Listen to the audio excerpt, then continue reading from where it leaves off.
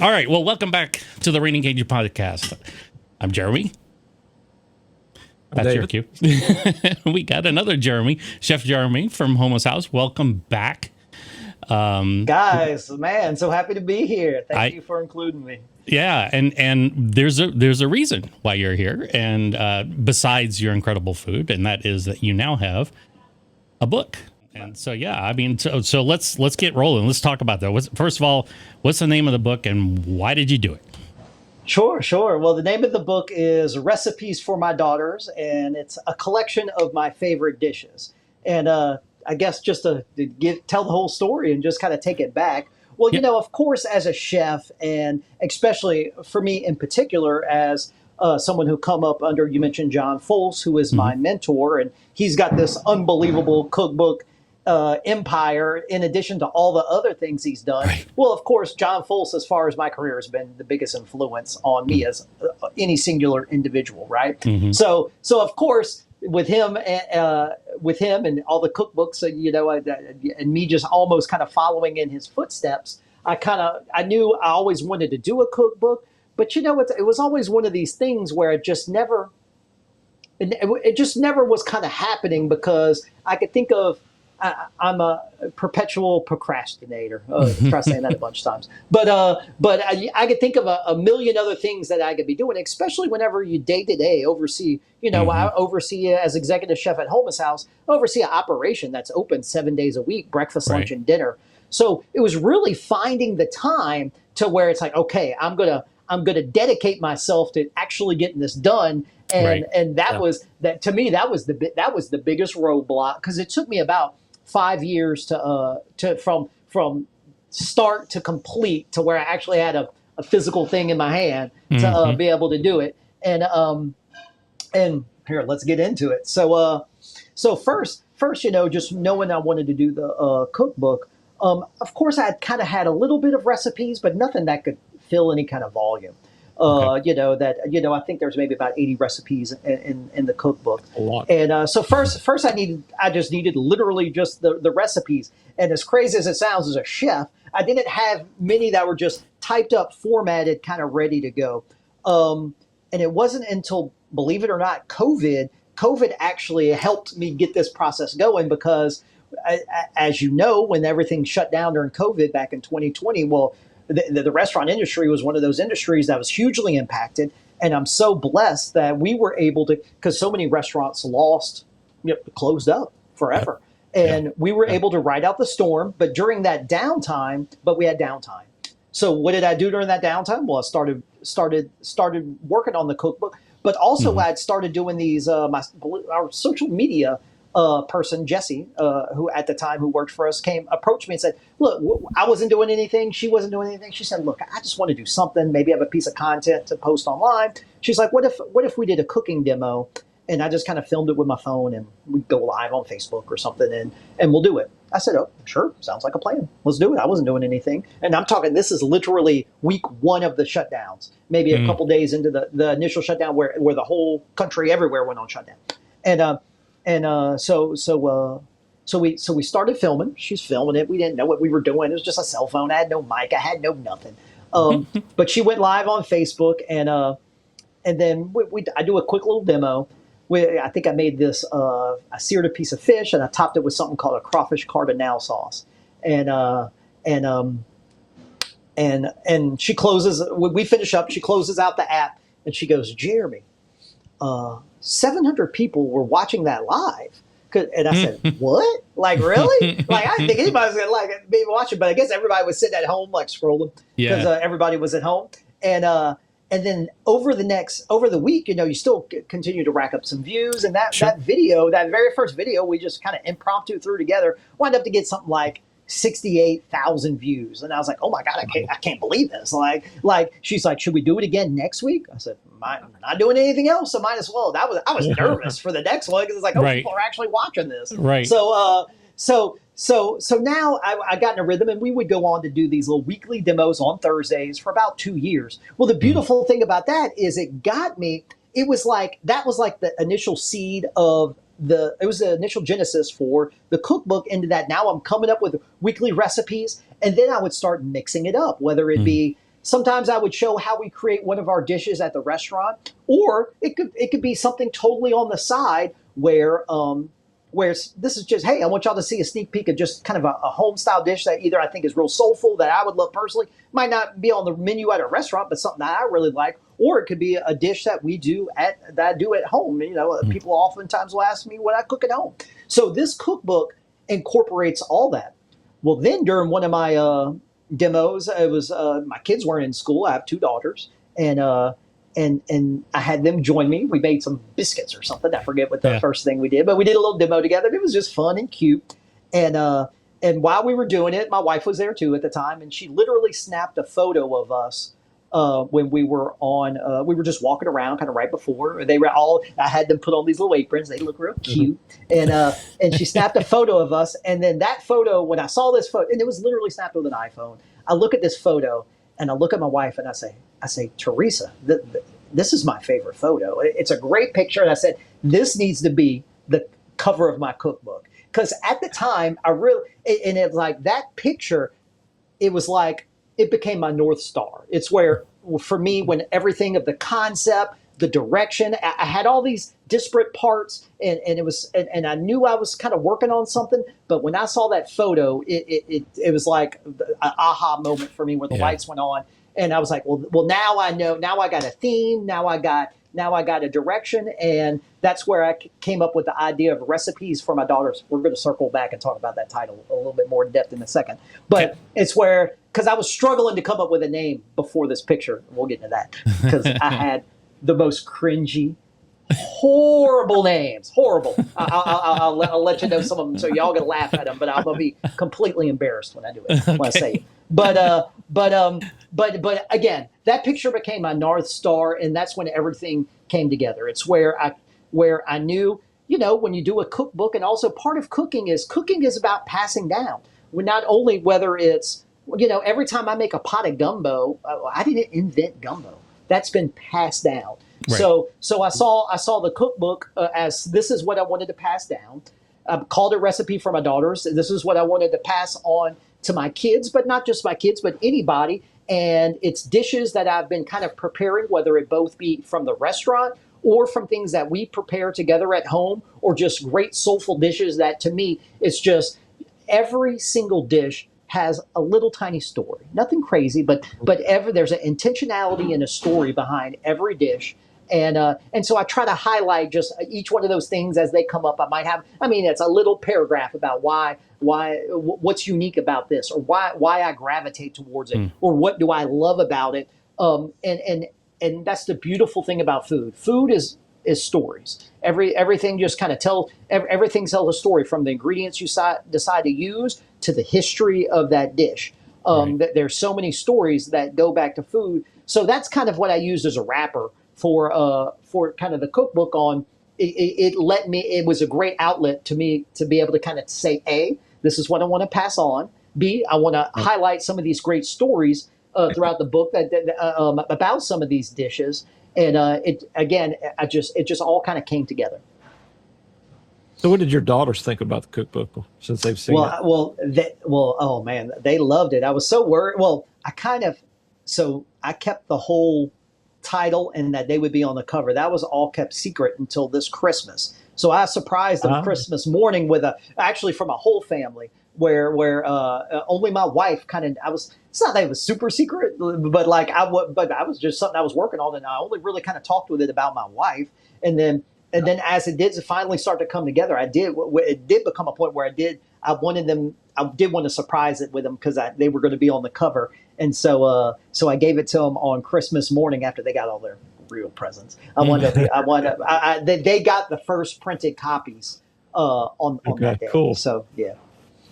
So I'm Yeah, looking 'cause- at this picture right now. You said this was just taken with an iPhone. That was 100%. Yeah, can you believe that? Look at the little pose they got going. That's just they got the little the head kind of tilting going on. It's a very cute picture. That's them. My girls are girly girls. Like oh yeah. And as soon as you go to photograph or anything, they pop lock into their little positions and will strike a pose. Yep. Yeah, I thought I had done good a couple of years ago when Chef Folse was doing his vegetable cookbook. They were soliciting pictures. I sent in I took my daughter's, and I bought a couchon on the side of the road in Laplace, and it was about, I don't know, 3 or 4 foot tall. I mean, it's huge, and so I took a picture of it, and then they were looking for vegetable pictures. I submitted it, and he used it in the cookbook. So I thought, that's pretty good. I got it in the cookbook, but you did better because you got them. Didn't mean to one up you, David. Sorry about that. Yeah, so it's okay. Now you have one picture here with, I guess, one of your daughters, where I guess it's your daughter that has the chef's hat on. You're kind of holding her. There's okay. Is it a baby pic? Yeah, it's a baby pic. Yeah. Okay. Yeah. Yeah, I did that with both of them. Yeah. Yeah. We had brought them. It's having these kids and being a chef. Part of this, that was a complete kind of adjustment that had to go that went into my life because trying to find that work-life balance. Up until I had children, like I've worked every weekend of my life since I was 16. You know what I mean?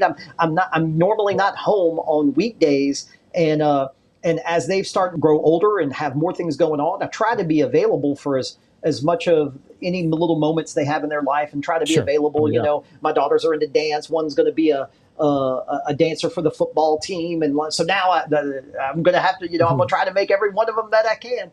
And but there's been times where they've been in the kitchen, and I just put them to work. That's it. How did they respond when you showed them the book? Well, they were just so happy, so impressed. My biggest worry, because they are like so critical and girly girls, that my biggest worry actually was they're gonna be like, "Oh, Dad, I don't like this picture. I don't like the face I'm making on the cover." Or, like, I was legitimately worried about that, where I was gonna be, well, suck it up, Buttercup, because this is what it is. But so that was, as crazy as it sounds, that's what I was worried about the most, that they just didn't like that picture because, in their little young world, there's been times, Dad, I can't leave the house, my hair don't look right, or whatever it is. So because they're very girly girls. So I was worried that, but no, they just loved everything. And then even my oldest daughter, she's quite the bookworm, and she loves reading. She reads a lot. She's always reading books, and I'm a big reader myself. So we go to Barnes and our little local Barnes and Nobles here. We actually go there pretty regularly, just as sometimes if it's just me and her at home or whatever it might be, I'll be like, hey, you just want to go to Barnes and Nobles? And she's always game because she just loves reading so much. So when I told her, I said, hey, guess what? This book is going to be in our local Barnes and Nobles. I said, you're going to be in Barnes and Nobles. And she just couldn't believe it. She's like, oh my God, that's unbelievable. So the response has been really good. That's good. Oh, that's good. So it came out just in April, beginning of April, right? Yeah. It's only been out for April 9th. At Holmes House, we got this big, wonderful, beautiful gift shop here. And up in what's been the number one, we're selling cookbooks just locally, of all the other little different knickknacks we have in our gift shop. Cookbooks had actually been one of our best sellers. So I knew if I did it myself, well, where am I going to sell 90 or most of my books at? I knew it was going to be through our gift shop. People that come through, maybe like the restaurant or this, that, and other. And I knew they would have an opportunity to be able to pick it up at our gift shop. So that's what really made me want to do it independently. And it's just kind of paid off. Look, I'm not making enough money to retire off of this thing or anything like that. But it is done over the last month and a half. Me personally, I was blown away. Like, I wasn't expecting to sell what we sold. I sold more in the first day, just when I kind of went live with it, than I thought I was going to sell just in my brain, not knowing what to expect in the first month or two. And just good. With like whether it was through the gift shop, or I'm also selling it online on my website as well, chefjeremylangwell.com. But I wasn't ready for none of this. Like, all of a sudden, I think on my first day, I'm having to mail out like 50 books. I was like, oh man, like I didn't think anybody would. I thought I'd be 2 or 3. So all of a sudden I'm now having to go. Like I literally think I scrambled and went to a Walmart late at night because it was like 9 o'clock at night as all these orders rolling to buy like padded envelopes and bubble wrap and I wasn't ready for none of this. I didn't think anything would sell, and I've gone on to sell way more than I ever expected. So it's really been fantastic. I was thinking that awesome. That's great. You're talking about the photography, and I was thinking about just like you said. I mean, you've got to have the chef's eye anyway to show how you want it to look to the consumer. But then I was thinking about all the talking about John's work. If you look at any of the pages, especially his last several years of cookbooks, how those food pictures are laid out, you can learn a lot just looking at that type of thing. And I know you've picked all that up over the years. Oh yeah, 100%. In fact, his first big cookbook, the Encyclopedia of Cajun and Creole Cuisine, I didn't do the photography, but I cooked and plated, I would probably say half of the dishes just in that book, because there was this one summer where it wasn't super busy at White Oak when I was working at White Oak, but what we did was we used that downtime to knock out the photography for that big cookbook. And so we would have a couple days where it would be the list of, hey, we're gonna here's a dish list, here's 15 dishes that on this day a photographer's gonna come by, have prepped up, ready to go, laid out. And from Chef Foles, he's taught me so much about more than way more about being a chef than just the cooking. Although the cooking, of course, is super important, but he's taught me so many other. He's been a great example for so many other skills, whether it's communication and leadership. Even like, you do these cooking demos and things like that. I model everything I do off of the lessons that I've learned from watching him. And I've learned a lot from all kind of different areas just from watching him. And so he's taught me a whole lot for sure. Yeah, like I said, there's no reason why you couldn't. Like I said, you look at it and you know how you want to get the recipe across, and then on top of that, you have in your mind how you want it to be displayed. And like you said, you've picked up those skills on your own anyway, so it just makes perfect sense. You had all the skill set. Now, maybe the logistic part of shipping you weren't expecting as much. Oh, yeah. That's part of the self-publishing thing. But you did it.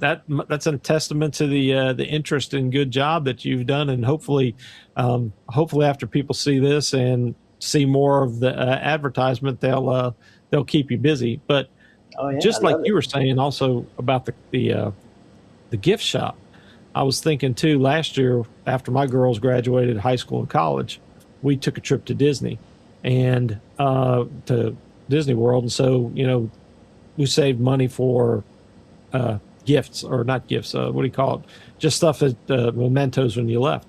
And I honestly, a lot of the trinkets and shirts and stuff, there's a few of them that I like, but I was more interested because we did stuff on the dining plan that I had some pretty decent food there. And I was like, man, I'd like to really, if I could find a cookbook or a garden book, because the gardens are beautiful at Epcot. And my souvenirs that I ended up getting were books. Of course, they didn't have them there anymore. I had to go order them from online. So I can definitely see somebody who would be impressed by the, love your restaurants and the dining experience, when they see that as they're walking out, and it's like, oh, damn, this is going to be a great gift, or this will be something that I'm going to do, because I can duplicate, or maybe not duplicate. They can try to duplicate the recipe you've given. Well, they're not that hard. They're not that hard. But no, you're 100% right, David, because it's really kind of worked out that way, where just having your own little store to where you can kind of sell your product right there. Mm-hmm. It just kind of makes sense, and that's why I decided to go that route. Had I did not had that gift shop, I might have gone a different route as far as how I wanted the book to come out, and maybe considering any kind of distribution or what have you. But everything, like I said, everything just kind of perfectly fit and worked in together. So it's been perfect. David, when they walk to the restaurant, you're going to have to check out page 80. I think Jeremy put this in for you. I already knew that. I already knew that number. Fire Page it over. 80 is, Let's see. page 80 is the recipe that makes the cookbook. Oh, okay. Now I get it. I just looked at it. Now Oh, shoot. Yeah, I was Hope I gonna, don't lose you know what, power Jeremy, here. I headed him off at the pass because he was gonna bring up something about Melton anyway. So I just said, you know what, Beat me to it. do I know my cousin or do I know my cousin? I know he's gonna do it. Oh, So, yeah. The second I flipped to it, I was like, oh, there we go. Yeah. I'm mad at myself for not coming up to it. That's all right. Hey, you know what though? I've got 5 Meltons growing on my vine outside right now, and so I think I got the perfect opportunity in the next week or so to try out that recipe. There you So go. Yeah, looks good. I'll try to make a nice picture of it and post it to you if I can. Oh, I would love that.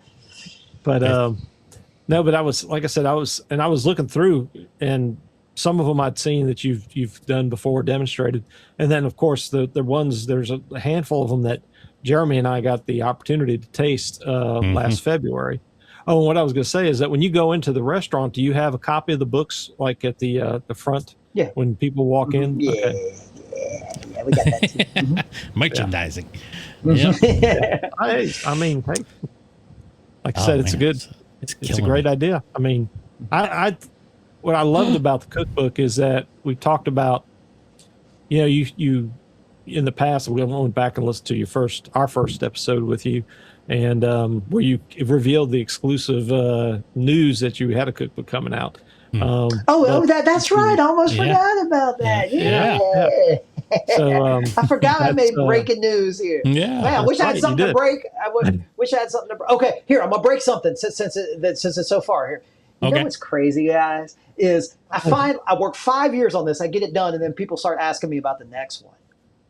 And I'm just like, guys, first of all, it'll be far away. So no, I'm not really breaking. I'm kind of being a little silly. I'm not really breaking nothing, but I have thought, I don't have the intention to do another one, but I might.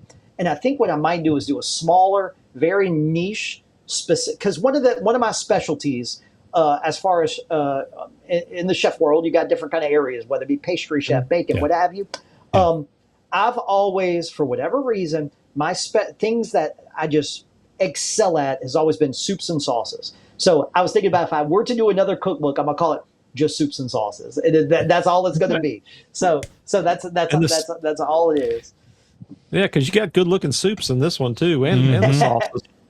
In fact, Yeah. when we were looking, I was looking at and I don't think it's in this book, but you were referencing the pork chops with blueberry sauce that you did when we talked about it on the last show. And I was realizing, I'm like, oh crap, I got a bunch of blueberries out on my bush outside. So I think that's another one I need to try to throw into the mix. But what I was going to say is you got a good mix of the classic Louisiana recipes, but then you also have a little bit more or an equal amount of things that have the Louisiana thread through it and the ingredients, but they're a different little spin on it. But they're just unique, and like I said, the one we had, the crab cakes with mango sauce, that may have butchered the title, but that was something that was amazing. And the Mardi Gras bread pudding. I mean, there are things that have the threads and the foundations, but then you've kicked them up or amped them up or do a little bit of a twist, like you said before. You come up with your inspirations, and so I'm glad to see a lot of those in there. I think people really enjoy having that opportunity to do that, and something that's not 100% traditional, but not veering so far away. It's a good vein, and it represents what you do at the restaurant. I got excited. Well, David, thank you for first. You noticed everything you just said right there is literally kind of my intention and my MO of how I approach everything. So I'm glad you caught on to it, because that's just how I approach food. You know, I am a Louisiana boy. I'm a Louisiana chef. So pretty much, and plus I work at a historic Louisiana site, Homa's House. So kind of how I approach both what we're going to cook or the menus and the food that we're going to do here. And we have multiple different restaurants, everything from casual to high end. fine dining, pre-course, multi-course tastings with wine pairings. We do everything in between, and but the approach has always been exactly what you kind of how you mentioned it. So everything we're going to honor the classics. So of course we might have every Sunday we do shrimp and we do seafood and andouille gumbo. We got chicken andouille gumbo. Every now and then we'll bust out an etouffee. We'll bust out the things that people think of when they think of Louisiana Cajun Creole cuisine. But the dishes that aren't that, I'm always trying to think, how could I take an item and then weave it into a Louisiana kind of theme. So, for example, there's a rack of lamb recipe in the cookbook. And although you could use any coffee, it's actually a coffee marinated lamb, and it's marinated in our local coffee here in Louisiana. If you live in Louisiana, there's a brand called Community, and it's like it's the standard that every family, probably 90% of all coffee sales is Community in South Louisiana. So I have a community coffee marinated rack of lamb. So we're taking something like lamb that isn't necessarily traditionally thought of as a Louisiana item. In fact, the lamb we get, where I think the best lamb, I use this farm called Flannery Farms out of Colorado. So nothing per se Louisiana about that dish, but how can I infuse it? How can I make either creative or just how can I take elements of what we do or Louisiana cuisine, and what would does it make sense? Does it work? But how can I infuse it into the dish? So that's kind of the approach with everything. And then sometimes it's being playful, like the Mardi Gras bread pudding, taking two great Louisiana things, Mardi Gras and bread pudding, and smashing them together. Yeah. And then, but yeah, we're always trying to think of, well, how does someone can come up to one of my chefs might come up to me and goes, hey, let's do something with a halibut. Well, it's not really a traditional Louisiana thing, but Right. I like halibut. So okay, let's bring some halibut in, but what are we going to do with it? And they might say, well, what if we do it with, I don't know, I'm going to make something up. What if we do a andouille crust, very andouille, Louisiana. We crust it in andouille and breadcrumbs, and then serve it on some smothered greens and rice, and top it with a crawfish etouffee. Boom! Now we got us a dish, and it's got. We've taken something that isn't really thought of as Louisiana, but then we've come at it and then infused all these different kind of Louisiana flavors into it. I think I see Jeremy just booking a ticket to come out and see you. I'm looking at this, just going, oh man, this is the wrong thing to be looking at right before lunch. But yeah, I mean like here, almond and Parmesan crusted trout with pumpkin. I don't even know, Beurre Blanc. Beurre Blanc, yeah. Yeah. And just looks so dang good. All this just looks good. It's killing me. Absolutely killing me. Well, first of all, I will say this. Sometimes cookbooks, they are recipe books. They don't really give you an accurate, or the photography is not as good as what you've done here. And whether or not you've shot it using your iPhone or professional camera equipment, you said you're into photography. It looks amazing. Crazy as it sounds, a mix of both. A lot of it was done just with a good Canon DSLR camera, but there's some shots in there that were it was just in my collection of shots, and one I happened to take from an iPhone or something, and they just work, So this boom, they made it in there. The photo of the redfish and chips is just very well. About to talk about it. Yeah, it's just the composition is just great on it. You got good depth of field. I'm sorry, I'm nerding out on camera stuff, but yeah, I mean, coming from you, thank you, I appreciate it. It looks amazing, and it's making me hungry. So I that's another one on my list to try. Yeah, hope to make this summer. I just so for people outside of Louisiana, Jeremy, what do you? May not have access to some of the ingredients. I mean, with the internet these days, sometimes you can get stuff, right? I mean, obviously you're getting lamb from Colorado. There's no reason why the same people or your readers wouldn't going to get crawfish or something. Right. Yeah, right. If they really wanted it. Sure. Right. So, I mean, do you, what do you tell people? Like, it's like, I love these dishes, but I don't even know where I can get these ingredients from. Do you have tips for people? Sure. I would think most things, there are probably some exceptions, but most things you could probably just sub this for that. You know what I mean? You don't have andouille, get your, you want to make my chicken and andouille gumbo, but probably you got access to everything but the andouille might be the only trick. So you don't have andouille, get your favorite smoked pork sausage. Yeah. That'll sub out just fine. I don't really know David, what's a good Merlotol substitute? There isn't one, is there? But there is no substitute in David's world. Yeah, in his world, yeah. But there's a lot of things like that. You know, use what's best for you. You know, I always tell people, you know, one of the best ways you can improve your cooking is just use the best ingredients you can. And when I say that, it doesn't mean the most expensive. Very different. Right. You know, like for example, you know, you're doing something with tuna. Well, fresh tuna that you get locally is going to be better than any canned tuna, or there's that other that you could think of. So just having good quality ingredients is always going to just elevate whatever you're working from. So just try. So maybe let's say you want to make a crab cake, but you don't really, you know, you live in, I don't know, Colorado, whether you're not by any bodies of water, or that's not right. You're not by. So maybe you're not using crab, but maybe you had some shrimp that are cooked, and you can chop those up, and then you could substitute this for that, and that would oftentimes that would work. Yeah. David, you see this sweet tea brine chicken, fried chicken? Yeah, I saw that too. You know, I've seen a couple sweet tea brine dishes out there on the internet, and I thought for sure I invented it, but it could just be that people are on the same page as me, because I used to sweet tea is a very Southern thing. My wife, she drinks sweet tea, and I don't drink any. I don't like sugar in anything I drink. I don't like sweet drinks. They're just too sugary for me.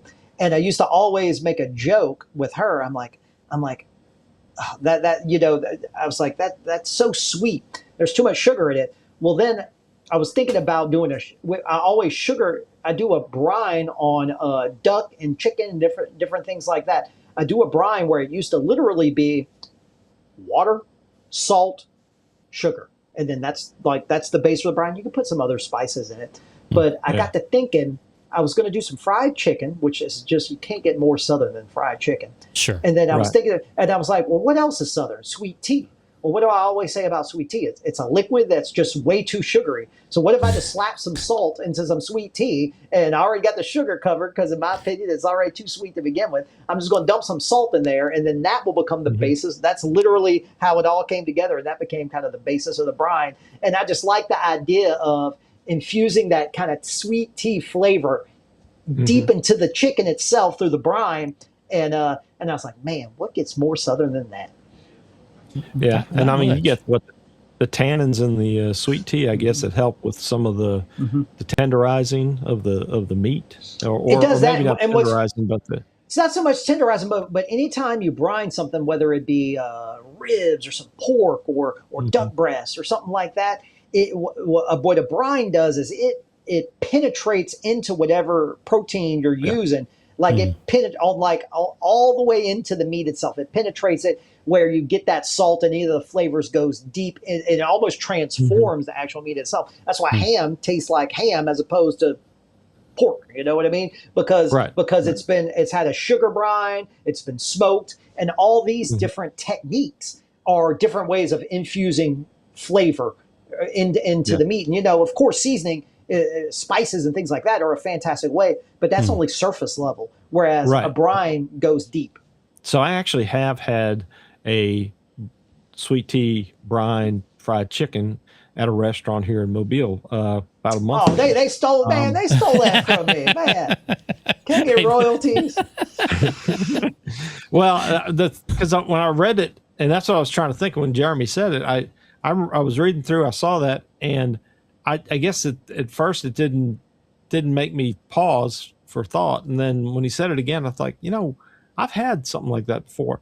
What I will say is it was on a sandwich. And this particular place, they do a nice job, but I don't think they did it to the justice that it probably deserved based off the description. And so I imagine that I couldn't honestly, in that particular version, I couldn't tell there was any contribution from the tea. But I imagine that if done right, following your recipe, you probably would really notice it a lot more. And I guess the longer you leave some of that in, the more pronounced the It flavor is permeates. too, Yeah. right? Yeah, Yeah. sure. Yeah, So, normally overnight minimum, but 24 hours is like a sweet spot. You got to be careful with cures. You can over cure something where all of a sudden, just if you leave it in too long, because there's so much salt and sugar, it okay. blows it out. It could be over cured. But yeah, overnight to 24 hours is that sweet spot where it really kind of Okay. permeates through the meat. Yeah, I'd have to try it myself. Just I know my girls like sweet tea and chicken, so I may have to try that on and see how they like it here. Yeah, there's just some of these you can clearly see that you've given these recipes a lot of consideration. You know, it's not like just something thrown together. You've just, you know, I mean, some of these things I'm just like, how did you come up with this combination? And I know it's through experience. I get it. I mean, you've been doing this. You've been executive chef at Home's House for how long now? Oh gosh, since 2004, I've been cooking Yeah. professionally for like 31 years, since Yeah. 1995. Yeah, no, it's So 30. old man status, you know. Well, kind of back to what you're saying, Jeremy. You're 100% right. Like everything is not just like slapdash. Like Yeah. I'm not saying I'm some genius or anything, but there is an intentionality to everything. I think, what's the quote? And it's about writing and storytelling, but I'm going to butcher it, but it's something like a good story. They're talking about the ending, say, of a movie or a story. It's like, it's both unexpected but inevitable. So like Right. the best movies or something, that when you get to the end of it, it's like, oh, I wasn't expecting that to happen, but how could it have been either any Been other different. way, right? Mm-hmm. Yeah. I say that to say, I think whenever you cook with intention, it's similar. You know, one of the things I'm most known for, and it's just something I happened to whip up one day and people seem to like it. And now I have to live with it forever. I make this soup called a bisque of curried pumpkin crawfish corn. And people also oftentimes say, well, how did you come up with curry, pumpkin, and crawfish? Like how did you? It sounds like recipe. Mad Lib sounds like recipe Mad Yeah, Lib. right. You Yeah. just opened up a spice cabinet and just named all three items you saw, and then that was the basis. But what had happened was I was reading about Caribbean influences in Louisiana cuisine, and then also how their curry culture had permeated through Caribbean cuisine, but it was completely different. Caribbean curries are sweet as opposed to, I guess, a traditional Indian curry or something like that. It's just robust and more spicy. And they would oftentimes use, the flavors that they have near them, like coconut milk, to sweeten them. And I was just kind of vibing off of that when I was kind of reading about that.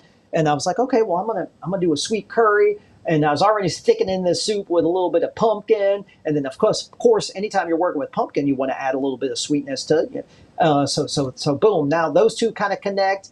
And then crawfish corn soup. That's already a thing. So let's bring that all together. And then it all just kind of worked. Like everything just kind of worked together. And then once it all comes together, everything just works. And that's why that particular dish works. And you could pretty much go through the entire cookbook kind of with that thing, and that's what we're always trying to do. You think whatever it might be, well, what plays well together with those flavors, and then Right. you just kind of build upon it, and then you lean back on your traditions. I think a great thing about y'all's podcast, and then also what I'm trying to do here is honoring our heritage and the traditions. And then because they figured it out years ago as well, so why abandon that? And then you just you bring all this together, and then hey, sometimes it works and sometimes it don't. The one that don't work, they're just not in the book. I thought I saw you had like a sweet potato gnocchi in Yes. there too. Mhm. And I mean, and like I said, and then you think about it, Louisiana is known for sweet potatoes. And then even when you're describing, like Jeremy was asking, if you didn't have access to those ingredients, I mean, it's almost the reverse of how a lot of the Louisiana dishes were even kind of created, because it's the immigrants coming to the area. They didn't have whatever they had back at the house. When was the story about pralines? Is the Ursuline nuns didn't have was it almonds or something? Almonds, and they yeah, ended yeah. up using Traditionally, I think pecans. the candy was made with almonds. Yeah. Yeah. So then all of a sudden, I mean, it's like, and it's total, it's similar, but totally new, and it becomes beloved, and that's the only way most people want them or eat it now. So somebody could take, the recipes that you start with, and that's the best they can use with what they can find, and say Kansas, to pick on my brother who lives in Kansas, and they can try to come up with something, and it may be delicious, may not be exactly like yours was set up, but I mean, it used your information as a guidepost, and they can. So David, that's it. the story of cooking. So let me circle back to that recipe. We're talking about my sweet potato gnocchi recipe, but let's go. Let's dive back further. A gnocchi originally was considered the peasant food of Italy. It was pastas. You think Italy, you think pastas. Yeah. Well, at the time, it was. For now, it's very. Flour is just so accessible because we have the Industrial Revolution brought along grinders and electric grinders and all sorts of things. But it was actually quite a process to be able to mill and process wheat into flour. So flour was a very high-end ingredient hundreds of years ago. But growing potatoes and smashing them up didn't have the process. So what gnocchi actually was in Italy was the poor man's pasta.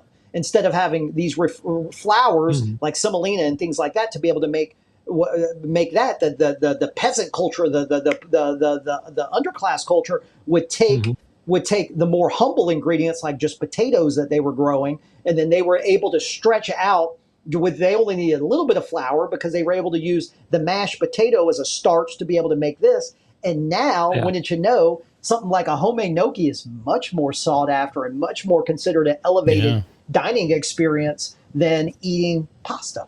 So again, everything has a story, everything has a history, and there's all these wonderful stories behind them. Oh yeah, and that's what I love about cookbooks and reading and seeing those type of things, is when you can. I mean, some people just they're happy just to eat and which they put in front of you, but like I said, the story is of we also talked very recently to Ken Wells, who did a book on boudin, and even though he didn't invent boudin, my favorite, he goes through the history of it and stuff, and so those to me are the most interesting kind of books. I guess as a cross section of all the things I like: history, food, and South Louisiana. Use the recipes as a guidepost to maybe give you some ideas. Okay, this amount of onions and this flour and this stock will kind of thicken to make a sauce. But where you add cream, I'm going to add this or whatever it may be. Yeah, 100%. Make it your own. And I love that. I do have a question, and I don't know if Jeremy was going to ask this one, but do your daughters have a favorite recipe in there? Yes. My oldest daughter, Piper, she loves a tomato and a grilled cheese and tomato soup combo. So that's why that recipe is in there. And then there's the waffle recipe, which is I think I got it in the dessert section. But I make those waffles on Christmas morning every morning. That's the only day of the year that I bust out the waffle iron and mess with it at our house.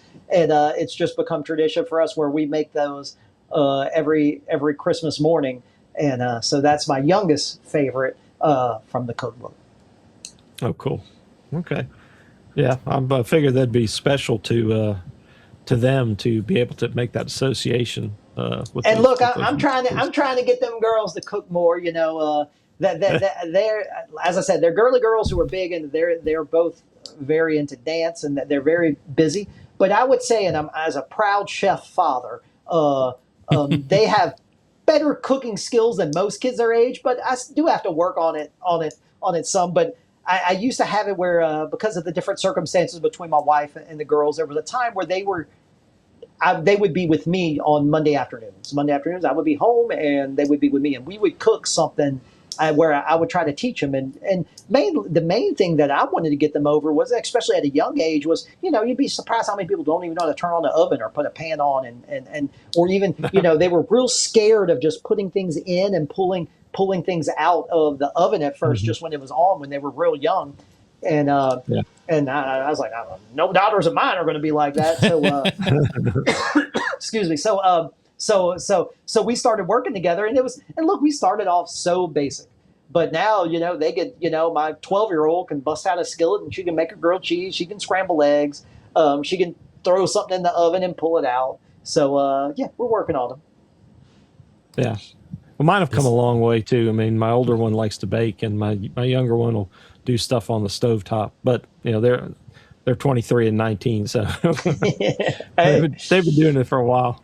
Well, look, I didn't start cooking myself till I was 16. I never cooked a thing I didn't cook anything that didn't require a toaster or a microwave until I was 16. And that's when I started. So, hey, there's always time. Oh, yeah. I'm still using the microwave. No, I take the back. I think we've talked about this. I've got a couple of big green eggs, so I love smoking and, just doing long cooks on stuff like that. But yeah, I mean, it's interesting that you're doing that you're taking that tact with your daughters. That's, it's pretty cool, because I think people were griping about how home ec no longer exists in most schools, and, just simple, basic life skills are things that are kind of going by the wayside. And what you're doing is you're kind of standing against that and saying, nope, they're going to, when they leave this nest, they're going to be able to fend for themselves, at least when it comes to cooking, making food for themselves. You are 100. That is 100% intentional, and it's just because I guess it's just my chef pride. But at our house, we have a 0 DoorDash policy. It is not allowed. So we need that. We definitely need that. That's mainly because I saw how much. I couldn't believe what they were paying just to get something brought from like McDonald's or something. And I was like, no, not in this household, ladies. Yeah. The mere fact that you can pay overtime for your McDonald's dinner, that's an option on DoorDash, right? Yes. You can pay overtime. I'm like, what is happening? What is going on? But the fact that they, the thing is, and we learned this when we had to shut down our restaurant due to COVID, we had all this kitchen equipment, right? Just sitting there kind of not dormant, but it wasn't getting used like it was when we were open. And so we just started cooking stuff and just coming up with different ideas. And so when we were finally able to reopen, we had a lot of things that we were testing in the kitchen, and it was a ton of fun. It was actually enjoyable. I think mainly because we weren't necessarily worried about, like, we were allowed to fail, I guess. It was because there's nobody judging us. We tried everything. We did like gumbo filled dumplings, right? And that was, they were deep fried, and we kept messing those up. And every time we dropped in the deep fryer, they'd explode. And then you'd have gumbo filling all in the oil and everything. Those are the kind of things. It's like, it sounds really good until you try and execute on it. And they're going to walk out of that house knowing they're going to know way more than any of their peers when it comes to. Man, I hope so. But back to what you were just saying. But the experimentation, that's definitely a part of it. Look, I mean, it just, that is what it is. As far as like even today, in our restaurants now, we'll come up with specials, and some you can sometimes have an idea and then you can play with it and it exceeds your expectation, but it can go the other way too, where it's just like, I thought this would work, and it's just not happening. Yeah, it's not coming together. Or it's not even just that. It's sometimes, it's always like everything in life. It's about finding different balances, because there's dishes that I would love to have on the menu more often. Like, I love foie gras, but we don't have it on the menu always because it's just not a big seller here. I can order a bunch of foie gras. I'm going to sell like 5 in a week. And I'm so disappointed on that. I'm like, people should this is such a fantastic dish. And if people would just give it a try, I think they would love it. And maybe, but also as a business person and you're running a business, that's a factor too. You're talking about an expensive ingredient that Sure. you're bringing in, and if it's not selling, well, then how do you justify bringing it in? So these are all these little factors that go into your menu planning and how you want to execute different things that you do. But it's amazing to me that that you try all these different things, and so, I don't know if it's I mean, you've got such a mixture of recipes in this book. How did you, or how do you decide with your staff what's going on the menu, and what are you pulling from here, or what versions of this are you pulling? Is it based on seasonality? Is it based on ingredient availability? Is it just based on the whimsical emotions of Chef Jeremy that morning? How do you decide that? All of the above. All of the above. Okay. All of the above. So of course seasonality is going to be huge. Right. Yeah. As far as what's available at the time, because we try to mix up the menu, maybe change it 2 or 3 times a year. There's that. Then, man, but here, Jerry, there's one thing you didn't bring up is as far as there's certain dishes you just can't take off a menu, and that unfortunately for me as like a chef. Like I want to be, this is a restaurant. I even think like a Season of the Bear talked about how like it was a new menu every night and this, that, and the other. And so I would probably say, because we've been open for so long, I would probably say 40% of our menu, it's kind of locked in. There's it's like, these are our dishes for like, say, our Carriage House restaurant. These, the crab and mango cake, the biscuit curry, pumpkin crawfish corn, the bread pudding. There are certain dishes that will probably always be on there because we're just kind of known for it. And then you play around in the rest. So so that other 60% of the menu, well, now it'll be a mixture of what's available. It'll be a mixture of it could be some whimsy sometimes. Like oftentimes some of the dishes that wind up being, sometimes as a chef, sometimes you'll get on little different kicks where, I'm on a kick where I'm prepared. I'm on a smoking kick. I got a new smoker and I'm just smoking everything. So now all of a sudden, now you got 2 smoke dishes on the dish, something like that. But other than that, it's seasonality. And then also you want to come up with dishes that you think will sell as well. Of course, you know what I mean? Like kind of going back to what I was saying. So you kind of throw all that together and then play around with that. So I saw some things you've done in the last year. I mean, you went to London and last July, I think. Yeah, I was in London. Yeah, it was London. It was London. It was for National Geographic Food and Wine Festival. Yeah. Okay. That was a lot of fun. Me and Chef Tyler from Saint were the only 2 American chefs in London representing the United States at the Food and Wine Festival. So I've gotten to do that festival twice now, and that's a lot of fun. So you were the only you and one other person were the only representatives of the United States there? Yeah. 2 Louisiana chefs. It was me and Tyler Sprin, who's the executive chef at Saint. Okay. And yeah, that was a lot of fun because you get to do a lot of little fun media. Like I brought gumbo to the BBC, and they tried that on air. And cool. and then you do a lot of media. There's some media before the actual festival, which is on the weekends, and then you do the festival. And my responsibilities for the festival was I did 2 cooking demonstrations, and then I just kept it traditional. So I did a shrimp creole, and I did chicken and andouille gumbo, and so I had a seafood and a meat protein with the chicken gumbo, and then I served my biscuit curry pumpkin crawfish corn, and let me tell you, that is a freaking hit in London, because it's this interesting cross stab in that because of. There's a lot of Indian influence in London as well. Yeah. And then just me having the curry but it being this completely unique take, and the fact that they don't season their food good over there in London. and then so mine is just bursting with flavor. And so I had during that festival at any one time, there's like 5,000 people in the building. And I had a line wrapped around my little area whenever we would open for like an hour or 2, and then and I'd hand it off to Tyler, and then Tyler made homemade boudin and things like that, and they love that too. And so I would be Oh, open wow. for an hour or two, and then Tyler would pick up a shift and do an hour or two. We had we had a Louisiana booth within the National Geographic place, and they had all kind of different representation. There would be Cyprus, Barbados, Greek, Azerbaijan, all these different countries. I think 18 different countries total were represented at that festival. But let me tell you, the Louisiana booth had the biggest line during the whole thing.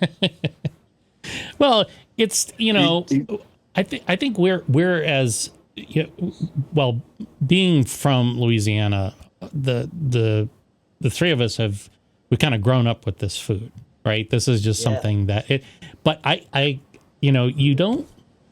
don't think you necessarily, at least from my standpoint, leaving Louisiana, I've developed a deeper appreciation for the food. Whereas before, when I was living there, it was kind of like, oh, well, we're going to go here for Easter Sunday brunch as a family. I don't know. I think we went to Nottoway a couple of times. That was one of they had a kitchen that was there that served, it was a great brunch thing. And, nowadays, just eating up here, I'm sure there's good food around me. It's not the same kind of food that I'm used to when I was, or I used to have when I was growing up. And I think a lot of people, they think, when they think Louisiana, they think specifically New Orleans. They don't necessarily think, they'll think about food, but it's, it's certain types, it's very stereotypical type foods that they think about when they think about Louisiana.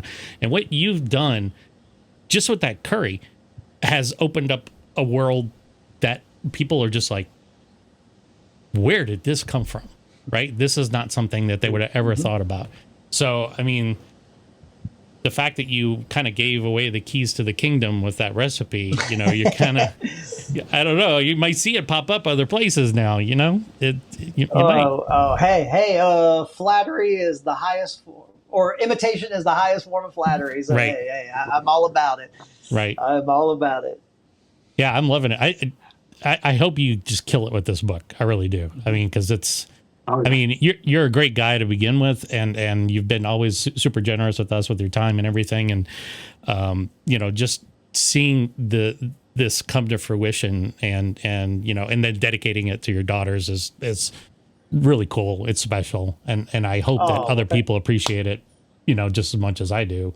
I'm sure David does. Thank you guys. I mean, the main thing I love about you guys is I love this is what it's all about.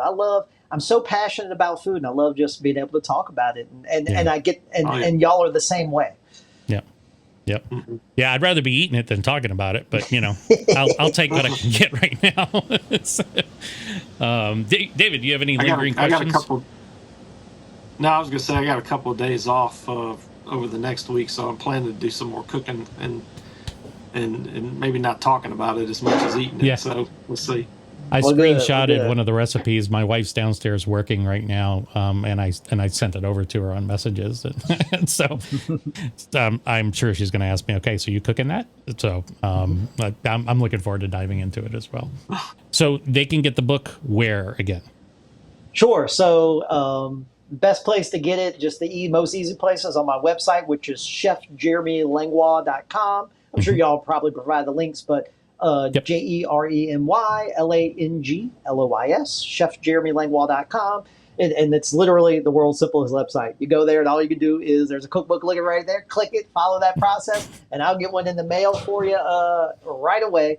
And then, of course, if you're local to the Louisiana area, swing by Homa's house. We got them in there. They're in a couple local bookstores in our area. Like I said, the Baton Rouge Barnes and Nobles, things like that. But it's a complete labor of love, completely grassroots, independent thing. So we got it in our gift shop or on my website. Excellent. Well, David, any more questions for Jeremy before you let him go cook for other people? No. I feel like my image is kind of fading in and out. So yeah, this is David's on AOL dial-up right now. Yeah. So 2 frames a second. So all right, well, great. We'll go ahead and we'll wrap it. What? Yeah, it's time to eat now.